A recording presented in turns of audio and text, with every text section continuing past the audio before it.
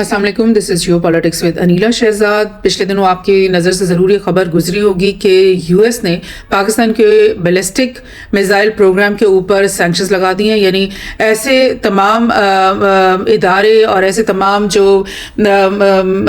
Companies ہیں جو کہ پاکستان کو ایسے مٹیریل پرووائڈ کر رہی تھی جو کہ بیلسٹک میزائل پروگرام میں استعمال ہو سکتے تھے، وہ تمام جہاں جہاں ان کو پتہ چلا ہے ان تمام کمپنیز پہ اور اداروں کے اوپر انہوں نے سینکشنز لگا دی ہیں۔ اور سینکشنز لگانے کا یہ مطلب ہوتا ہے کہ جو سوئفٹ بینکنگ سسٹم کے تھرو وہ ایک دوسرے کو پیمنٹ کرتے تھے، جیسے اگر چائنا کی کمپنی ہے جو پاکستان کو کچھ دے رہی ہے اور پاکستان جو ہے چائنا کو پیمنٹ کرنا چاہ رہا ہے، تو وہ اب سوئفٹ پیمنٹ سسٹم کے تھرو یہ پیمنٹ کرے گا۔ اور سوئفٹ کا جو پیمنٹ سسٹم ہے وہ سارا ویسٹرن بیسڈ ہے، یو ایس بیسڈ ہے، یورپ بیسڈ ہے، اور وہاں پہ تمام جو بینکس ہیں جو اس سسٹم کو کنٹرول کرتے ہیں وہ وہیں سے اس کے اوپر مطلب ان اکاؤنٹس کو فریز کر سکتے ہیں اور ان ٹرانزیکشنز کو روک سکتے ہیں بیکاز آف دیز سینکشنز۔ تو یہی وجہ ہے کہ China, Iran, Russia, north Korea اور اس طرح کی دیگر بہت سارے ممالک، پاکستان بھی ان میں شامل رہتا ہے اکثر، جن پہ اس قسم کی پابندیاں لگائی جاتی رہی ہیں تواتر سے اس سے پہلے۔ تو یہ تمام جو ممالک ہیں نا، یہ پھر سوچنے پہ مجبور ہو جاتے ہیں کہ کیوں نہ ہم کوئی اور بینکنگ سسٹم بنا لیں، کوئی اور ایسا ایک لین دین کا سسٹم بنا لیں جو کہ سوئفٹ سے گزر کے نہیں چاہتا ہو، جو کہ ہمارے ہی بینکوں پہ جن کے کمپیوٹر بنے ہوئے ہوں اور ہم ہی اتنی اسٹرانگ اپنا وہ سسٹمز کمپیوٹرائز ڈیجیٹلائز بنا لیں جس پہ تمام جو پارٹیز ہیں ان کو مکمل ٹرسٹ ہو۔ بیکاز سوئفٹ کے اوپر رہنے کی وجہ ہی لوگوں کا، ممالک کا ٹرسٹ ہے، جو کہ لاکھوں ڈالرز، ملینز آف ڈالرز کی جب ٹرانزیکشنز ڈیلی بیسس پہ کمپنیز نے کرنی ہوتی ہیں تو وہ چاہتے ہیں کہ ایسی جگہ پر ہم اپنا پیسہ ایسے بینک کے تھرو لے کر جائیں یا ایسے سسٹم کے تھرو لے کر جائیں جہاں پر ان کے پیسے کو کوئی خطرہ نہیں ہوگا۔ تو یہ جو ٹرسٹ ہے، یہ ظاہر ہے یورپین جو سسٹم ہے، بینکنگ سسٹم یا سوئفٹ سسٹم، انہوں نے پورے دنیا کے اقوام کے اندر اپنا ٹرسٹ بنایا ہوا ہے اور ٹرسٹ کی بنیاد پر ہی دنیا کے معاملات چلتے ہیں۔ لیکن اگر آپ اسی ٹرسٹ کو پے در پے ایک کلہاڑی کے ساتھ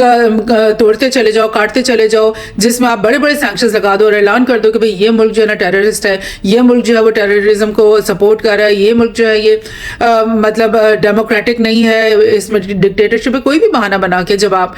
ممالک کے اوپر سینکشنز لگاتے ہیں اور پھر وہ سسٹم نہیں استعمال کر سکتے، تو پھر کیا ہوتا ہے کہ وہ مجبور ہوتے ہیں کہ کیوں نہ ہم ایک اور سسٹم بنائیں جس میں جو ہمارے لائک مائنڈڈ لوگ ہیں، ہمارے فرینڈز ہیں، کم سے کم ہم تو آپس میں ڈیلنگز کر سکیں۔ سو یہ ہوگا اور یہ ہونے کو آ گیا ہے اب اس قسم کے معاملات ہی۔ دیکھیں انہوں نے بولا کیا کہ وہ تمام چیزیں جن کے اوپر انہوں نے سینکشنز لگائی ہیں جو کہ pose a risk of materially contributing to the proliferation of weapons of mass destruction or their means of delivery۔ یعنی اس سے پہلے آپ کو پتہ ہے ویپن آف ماس ڈسٹرکشن کا جب نام لیا جاتا تھا تو فوری طور پہ ذہن میں عراق آ جاتا تھا، جہاں پر بایولوجیکل ویپنز اور اس طرح کے نیوکلیئر میزائلز جن کے بارے میں یہ اس وقت یو ایس نے کہا تھا کہ بھئی القاعدہ یہاں گھس گئی ہے اور وہ ان چیزوں کو حاصل کر لیں گے، یا صدام اپنے لوگوں کے خلاف استعمال کر رہا ہے بایولوجیکل ویپنز، ان کو ہم ویپن آف ماس ڈسٹرکشن کہتے تھے۔ لیکن اگر آپ نیوکلیئر بیلسٹک پروگرامز جو کہ لیجیٹمیٹ گورنمنٹس کے، ڈیموکریٹکلی الیکٹڈ گورنمنٹس کے اسٹریٹجک پلاننگ کے بیچ میں شامل ہیں اور ان کے بڑے بڑے جو ممالک کے ادارے ہیں وہ ان پروگرامز کو لے کر چل رہے ہیں، تو پھر کیا آپ ان کو بھی ویپن آف ماس ڈسٹرکشن کہو گے؟ پھر تو اس طرح سے سب سے زیادہ دنیا کے ویپن آف ماس ڈسٹرکشن جو ہیں وہ یو ایس کے پاس ہیں، برٹن کے پاس ہیں، فرانس کے پاس ہیں، انڈیا کے پاس ہیں، چائنا کے پاس ہیں، رشیا کے پاس ہیں، پاکستان تو پھر ان میں بہت ہی نیچے کی فہرست میں آ جاتا ہے۔ سو یہ عجیب سی بات ہوئی ہے،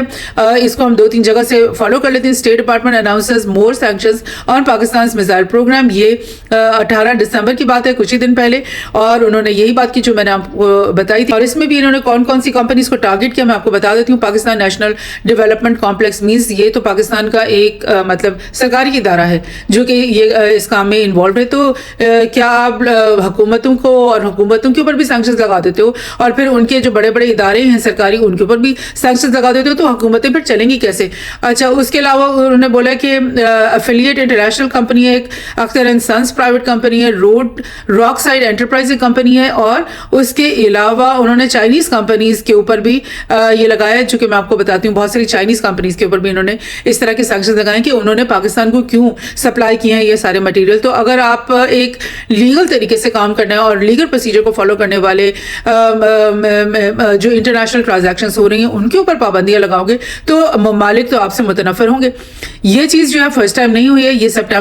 इसी साल के सितंबर के महीने में भी इससे पहले सैंक्शंस लगाई गई थी यूएस की तरफ से। और उसमें मैं आपको रिमाइंड करवा दूं कि Hubei Chinese based firm Hubei Changda intelligent equipment और यूनिवर्सल एंटरप्राइज और जी and long day technology development, ये तमाम जो हैं ये चाइनीज़ कंपनीज हैं जिनके ऊपर ये सैंक्शंस इससे पहले सितंबर के महीने में लगाई जा चुकी हैं। और उससे भी पहले ऐसे होता रहा है। ये आपको मैं पिछले साल अक्टूबर की न्यूज़ दिखा रही हूँ कि US puts sanctions on 3 Chinese companies for missile part supply to Pakistan. तो यानी ये पहली दफ़ा नहीं हुआ, ये पैदर पे इनकी तरफ से होता ही चला आ रहा है। और जब भी पाकिस्तान की तरफ से कोई नया मिसाइल जो है उसकी टेस्टिंग की बात आती है या कोई नया मिसाइल जो है वो डेवलप करने की बात आती है चाइना की हेल्प से या किसी पार्टनर की हेल्प से, तो उस वक्त इनको प्रॉब्लम हो जाती है और ये आपके ऊपर उन तमाम कंपनीज के ऊपर सैंक्शन लगा देती है। अब आप मुझे बताएं कि अगर वो सारी कंपनीज पाकिस्तानी हो गई या चाइनीज़ हो गई, अगर वो उन सैंक्शंस को लेकर अपने काम को रोक देंगी तो फिर तो मतलब आप समझ लेना कि एक ही छड़ी से यूएस ने सारे लोगों को राम कर लिया और मतलब कोई भी हिल ही नहीं रहा उसके आगे। ऐसा नहीं हो रहा, बल्कि हो ये रहा है कि कुछ ऐसे बैंक्स बना दिए गए चाइना के अंदर जो कि स्विफ्ट के सिस्टम से बाला बाला काम कर रहे हैं और उनके थ्रू ये इक्विपमेंट्स आते जाते हैं और रूट्स भी वो ऐसे इख्तियार करते हैं जहां पर यूएस की जो सर्वेलेंस है वो नहीं पहुंच सकती। और बिटवीन टू कंट्रीज आपको तो पाकिस्तान और चाइना का तो बॉर्डर मिलता है और उनकी सड़क आती है एक दूसरे के अंदर, तो वो तो अपनी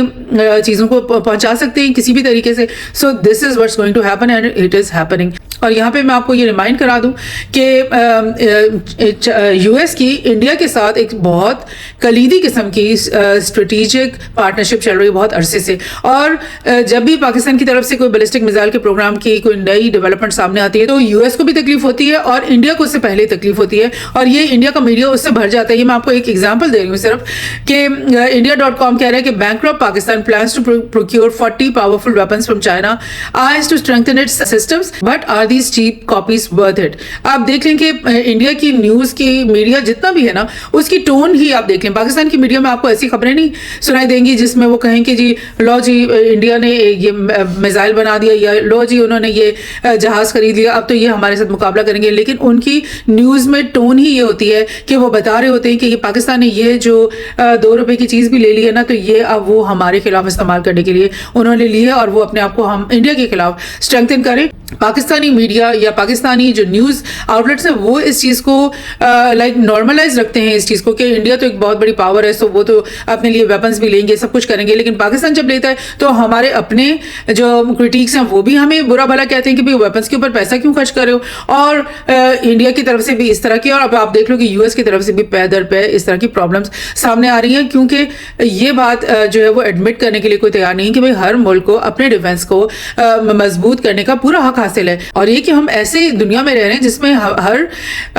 मुल्क ने अपनी हिफाजत खुद करनी है, कोई भी उसके मुश्किल वक्त में उसकी हेल्प करने के लिए नहीं आएगा। और आपने देखा इससे पहले जितनी भी वॉर्स होती रही हैं उसमें डेफिनेटली दुनिया की पावर्स जो हैं और दुनिया के मुख्तलिफ प्लेयर्स इन्वॉल्व होते रहे, लेकिन वो हमेशा अपने फवायद के लिए उसमें कूद पड़ते हैं, प्रॉक्सी वॉर शुरू कर देते हैं। लेकिन इन दी एंड उस मुल्क के जो अवाम है, उस मुल्क के जो लोग हैं, उस मुल्क का जो इंफ्रास्ट्रक्चर है उसको कोई भी बचाने के लिए नहीं आता और वो मुल्क जो है वो तबाह बर्बाद हो जाता है। सिर्फ एक ही तरीका है अपने आप को बचाने का कि किसी में इतनी हिम्मत ही ना आप छोड़ें कि वो आपके ऊपर हमला करे, आपके साथ पंगा करे। और ये डेटरेंस कायम करना जो है ना ये बहुत बहुत इस दौर में ज़रूरी हो गया because once your enemy thinks and it is confident कि आपके पास जितनी भी वेपन्स हैं वो उसके तमाम वेपन सिस्टम के मुकाबले में बिल्कुल यानी 5% है या 10% है और वो बिल्कुल इजीली वाइप आउट कर सकते हैं आपको विद इन 1 और 2 और 3 डेज, तो फिर वो रुकेगा नहीं, वो ज़रूर आप पे हमला करेगा। ये है हकीकत जिसके ऊपर हमारा मीडिया जो है ना वो गौर नहीं करता और उसकी तरफ हमारी तवज्जो नहीं दिलाता।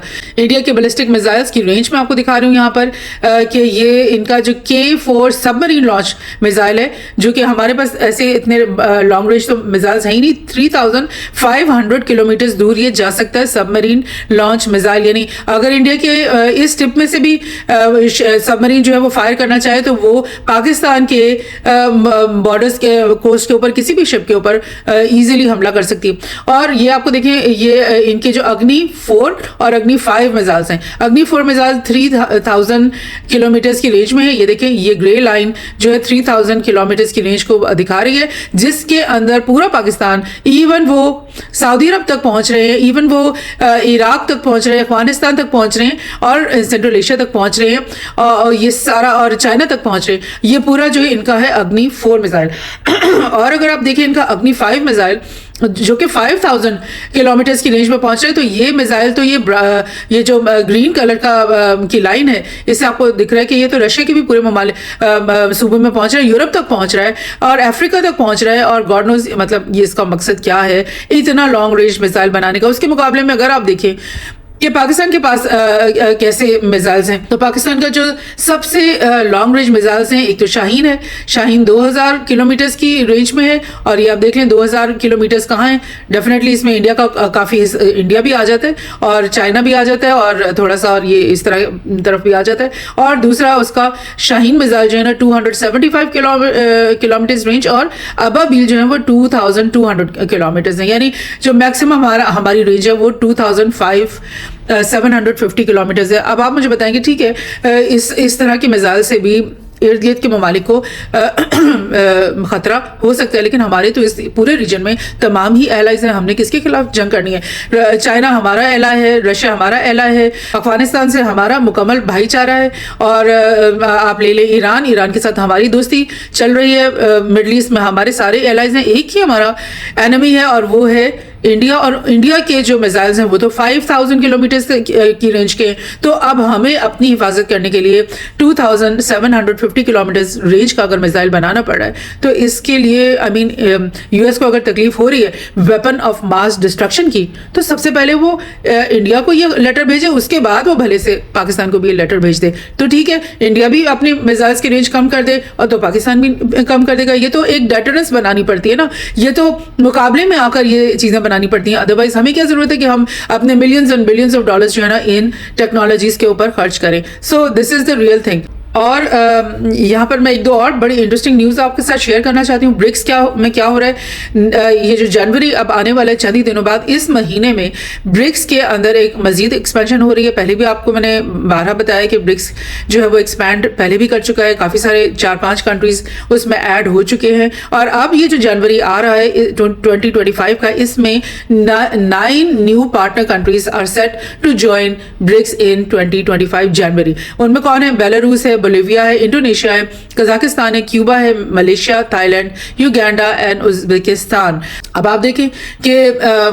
वेस्टर्न बड़े बड़े जो स्ट्रेटेजिक इदारे हैं जिनमें नेटो है, नेटो में तो यूक्रेन शामिल हो नहीं सका जो उनका बड़ा दिली ख्वाहिश थी। यूरोपियन यूनियन है, उसमें तो यूक्रेन शामिल हो नहीं सका जो उनकी बहुत बड़ी ख्वाहिश थी। वो तो एक्सपैंड नहीं हो पा रहे, बल्कि उस यूरोपियन यूनियन में से तो ब्रिटेन खुद से वॉलंटरीली निकल चुका है, ब्रेक्जिट हो चुका है। यानी उनकी जो अलायंसेस हैं वो तो श्रिंक हो रहे हैं। और यहाँ पर चाइना और रशिया ने जो ब्रिक्स का बहुत बड़ा इदारा बनाया, उसके अंदर पहले सऊदी अरब और इजिप्ट और ये दीगर 4-5 और ममालिक वो शामिल हुए पिछले साल, और अब ये नए 9 ममालिक शामिल हो रहे हैं। और उसके अलावा भी 20 कंट्रीज की एक लिस्ट है जिन्होंने बोल रखा है कि हमारा भी इंटरेस्ट है, हम भी ये प्रोसेस शुरू करना चाहते हैं। और पाकिस्तान के बारे में आपको पहले भी पॉडकास्ट डिफरेंट में बता चुकी हूँ कि पाकिस्तान ने बिल्कुल अप्लाई किया हुआ ब्रिक्स में शमूलियत के लिए, लेकिन क्योंकि पाकिस्तान में पॉलिटिकल क्राइसिस चल रहा है और पाकिस्तान क्योंकि इस वक्त जो है ना यूएस के साथ यानी अपनी जो उनके मामलात हैं उनको ख़राब नहीं करना चाहता, लिहाजा इसलिए पाकिस्तान ने इस चीज़ को आगे नहीं बढ़ाया। दूसरी बात है कि इंडिया जो कि ब्रिक्स का एक कलीदी हिस्सा है, फाउंडिंग मेंबर्स में से है, वो हमेशा और हर मौके पे इतराज़ कर रहा है और रोक रहा है चाइना और रशिया को कि अभी आप पाकिस्तान को इसके अंदर एंटर ना करें। सो ये सिलसिला चल रहा है। अदरवाइज पाकिस्तान का ब्रिक्स में एंटर होना, शामिल होना, पार्ट बनना, ये एक बिल्कुल नेचुरल चीज़ है जो कि होनी है। इसके अलावा मैं आपसे एक बड़ी इंटरेस्टिंग न्यूज़ ये शेयर करना चाह रही हूँ कि ईरान और रशिया के दरमियान एक जो ब्रिक्स है ना वो तो एक इकोनॉमिक प्लेटफॉर्म है, इसी तरह रशिया का जो स्पीफ है वो भी एक इकोनॉमिक प्लेटफॉर्म है, लेकिन स्ट्रेटेजिक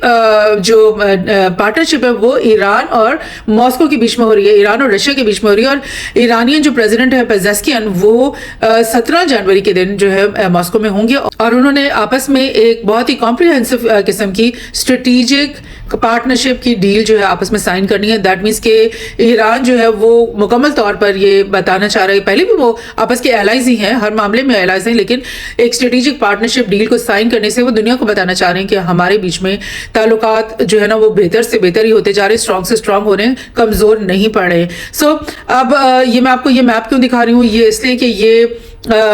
ٹرمینالوجی تو ویسٹ کی طرف سے آئی ہے, گلوبل ساؤتھ کی اور گلوبل نارتھ کی. اور گلوبل جو نارتھ ہے نا وہ یہ اپنے ان تمام الائی کنٹریز کو کہتے ہیں جو کہ ویسٹ کے ساتھ الائڈ ہیں, اور اس گلوبل ساؤتھ میں ڈیفینیٹلی رشیا تو نہیں آتا, لیکن ان کی